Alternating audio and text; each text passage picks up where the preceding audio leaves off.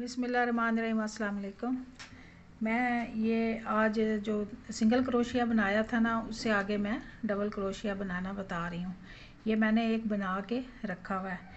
ये देख लें, डबल क्रोशिया से थोड़ा सा जो है वो आगे चौड़ाई में बनता जाता है। तो ये मैं आपको बताऊँगी कि ये कैसे बनाते हैं। ये वो मैं थिक ऊन से बना रही हूँ ताकि आपको जो है वो सही तरह समझने में आसानी हो। सबसे पहले वही हम इसकी फर्स्ट चेन लेंगे इसके नीचे से, और इसके ऊपर से खींच के इसको ऐसे हम खींचेंगे, और बाद में इसको हम ऊन को खींच के टाइट कर लेते हैं। अब हम चेन बनाएंगे।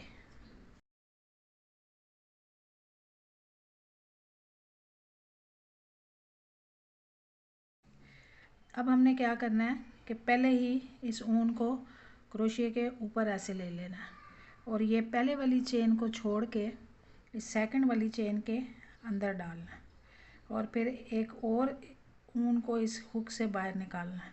अब हमारे पास ये 3 हो जाएंगे, 1 2 और 3। पहले फिर आपने इसके ऊपर से ऐसे ऊन लेनी है और सिर्फ 2 खानों से बाहर निकालनी है, पहले 2 से ऐसे। अब फिर हमारे पास 2 बच गए। अब दूसरी दफ़ा फिर ऊन को ऐसे लेना है और इन 2 से भी बाहर निकाल देना है। इसी को डबल क्रोशिया कहते हैं। ठीक है, दोबारा से आपने ऊन ली। अब इस खाने में से आपने गुजार लिया है, नेक्स्ट चेन में आपने डालना है, उसका जो फर्स्ट लूप है उसमें से आपने क्रोशिया गुजारना है। दोबारा से इसको ऊपर लपेटा और इस फर्स्ट लूप में अंदर डाला।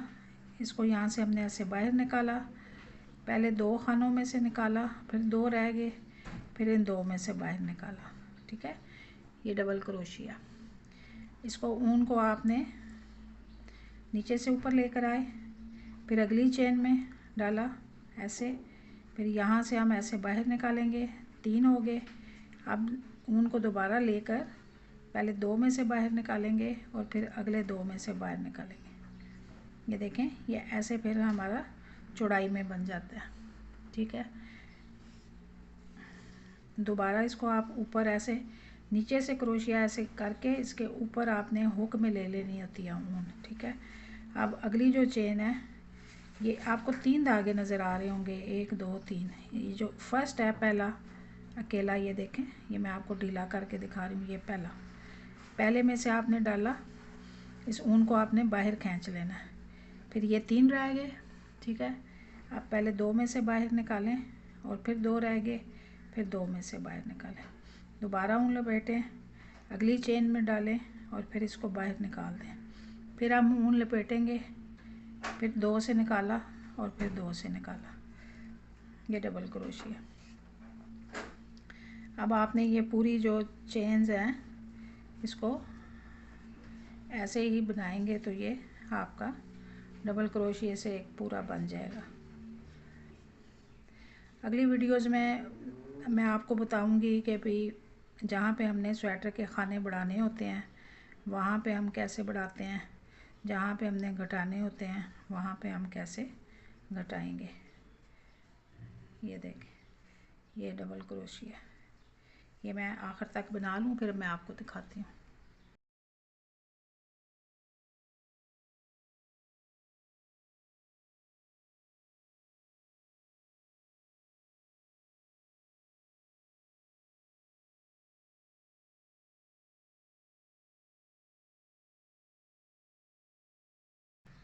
ये अब मेरे पास 1 2 3 4 रह गए हैं। इस पर मैं आपको दोबारा समझा देती हूँ।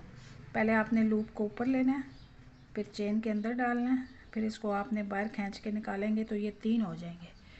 फिर पहले 2 से बाहर निकालना है, फिर लूप लेनी है, फिर अगले 2 से बाहर निकालना है, फिर दोबारा ऊपर लेना है, अगली चेन में डालें, इसको बाहर निकालें, 3 हो गए, पहले 2 में से निकालें, फिर अगले 2 में से निकालें। ठीक है, हर दफ़ा आपने इसको ऊन को ऐसे ऊपर लेना है क्रोशिया में। आप इस चेन में डालें, पहले 2 खानों में से निकालें, फिर लूप लें, फिर 2 खानों में से। इसी तरह ये हमारा लास्ट खाना है, ये 2 में से निकालेंगे, फिर अगले 2 में से निकालेंगे तो ये हमारा ये डबल क्रोशिया जो है वो रेडी है। ठीक है, इसको ये हम डबल क्रोशिया कहते हैं। जब हम उसको एक ही खाने को 2 दफ़ा बुनते हैं तो ये डबल क्रोशिया कहलाता है। उम्मीद है आपको मेरी ये वीडियो इजी लग रही होगी और समझ भी आ रही होगी। आप ज़रूर कमेंट्स में मुझे बताएं।